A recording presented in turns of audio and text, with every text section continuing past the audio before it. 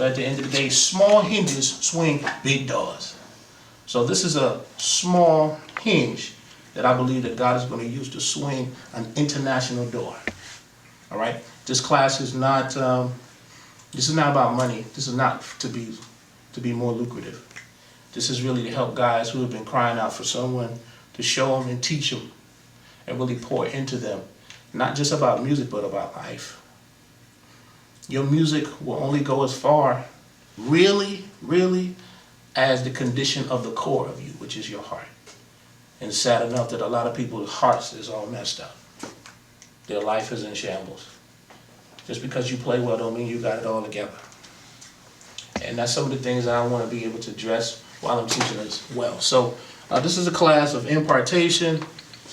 I'm so passionate about it. I love to teach. I'm going to have question and answer period. We're going to be going over some technique stuff. We're going to start with a couple of scales.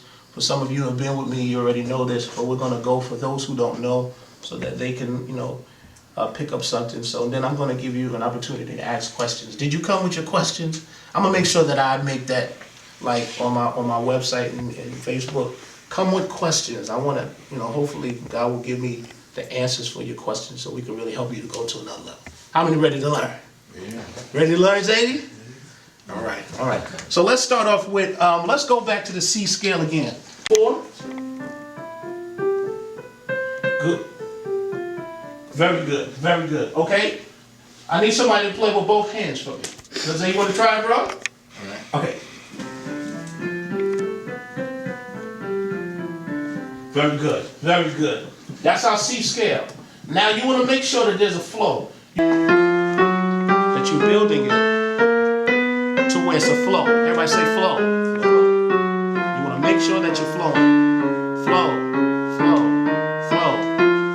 Now even if I wanted to go from 1 octave to 2 octaves, it still stays within the same tempo. Even if I wanted to go for 2 octaves to 3 octaves, I could do that, okay? And then if I wanted to double the time down for the 3.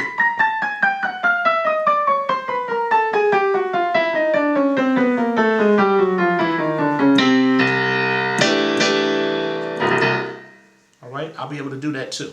Okay, so it's not about how fast you go, it's making sure that it's clean. Somebody say clean. Clean. You gotta be clean in what you're doing. Okay? Somebody play me Mary Had a Little Lamb, for real. Play me the melody of that. With the right. Yeah, with the right hand. Go ahead, Mike.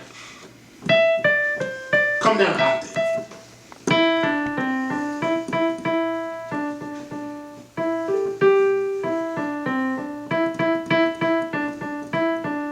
Very good. Now, with that melody, we want to begin to start using our chords to play Mary Had a Little Lamb, but play it with the melody in mind. You know how some guys, they play, right? And they like, Mary had a little lamb, Mary had a little lamb. That's good, but we want to be able to hear you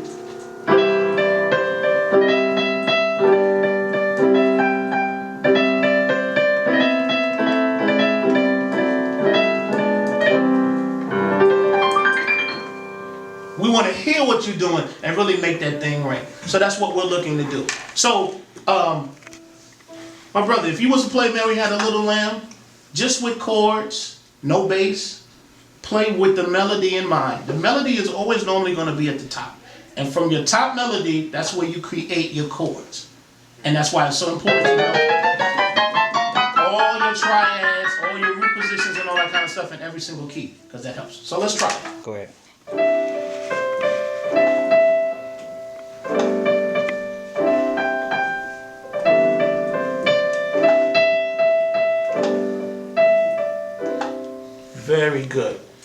Very good. Now let's get 2 more approaches.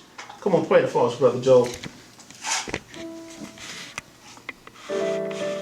Turn it up a little bit so I can hear you in this season.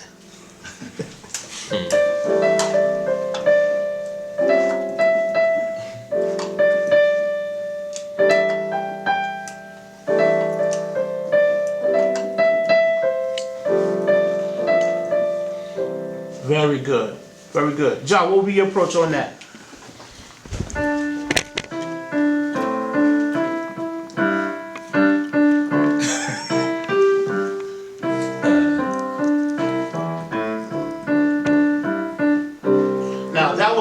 was a very interesting way of approaching it, because he played it more with like the melody and the bass really comping instead of chords itself. Like for instance, if we would do that same song.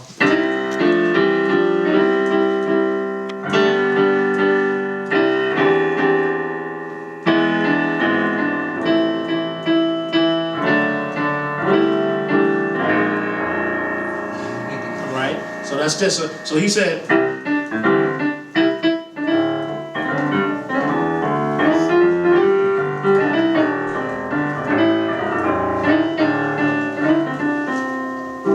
Okay, so it's just a different approach that you can take to it. So it's important to understand in this segment what I'm trying to get across is, okay, somebody give me it in F.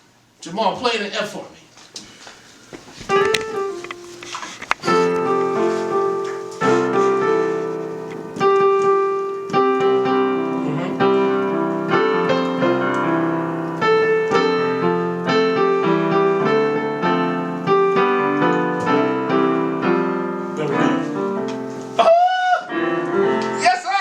Yes, sir. Very good. So what I'm trying to do is I'm trying to get you to understand too, it's not just enough to have it in one key. You got to be able to play that thing in A, and G, and B, and E, and whatever key that you might be struggling in. So your emphasis of practice should not always be on the keys that you're strong on. It should be really on emphasis on areas to where you're weak, so you can really get stronger. Michael, you want to give me an approach in C? Man, listen, man. Everybody, we all family. No good. Everybody's family here. So, man, don't ever be afraid to approach. No, it's not that I'm afraid. I can't do those chords with the left. I don't practice that. Well, even if you don't do it with the left and you just play the melody and play it with the bass, that's cool too. So give it a try, man. Keep going.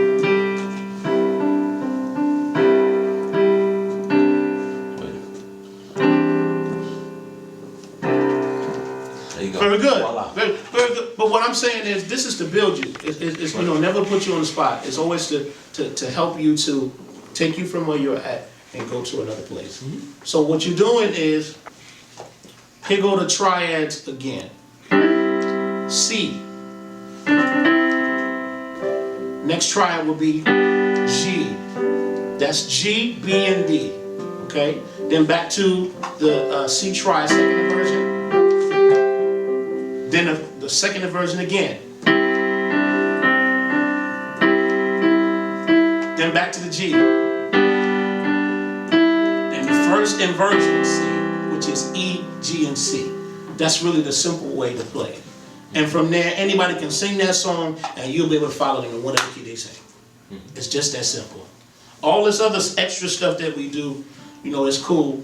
But when you start and you're really trying to build a foundation, build the right foundation and learn how to play it right.